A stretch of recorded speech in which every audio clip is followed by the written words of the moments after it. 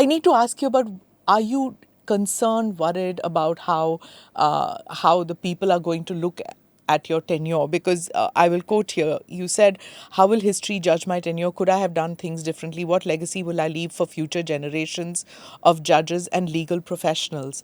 So were you thinking about this all through your tenure, or was it just the last couple of weeks? Well, just the last couple of weeks. I don't think I ever thought of how people would look at a particular case that I decided.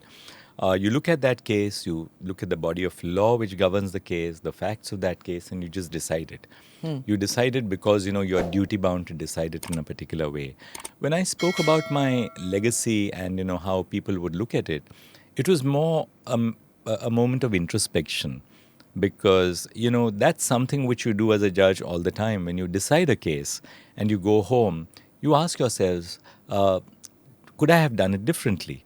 When I went home every day from work, and suppose there was a very hotly contested case, and I tried to control the course of the dialogue in a particular way, I'd always ask myself, could I have done it differently as a judge? So this is part of this process of judging, that you're constantly questioning yourself when you are deep down within, alone to yourself and your own thoughts. So I'm sure this is something which I'll speak about, to myself. It's a conversation which I'll have with myself throughout my life. Did you do this when you were done with Allahabad, when you were done with Bombay as High Court judges? I think it's also a product of age.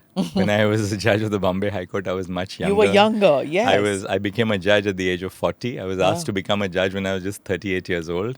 And when I went to the Allahabad High Court, I was just 53.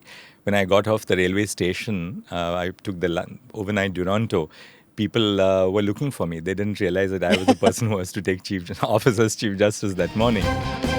Click here to watch the full episode.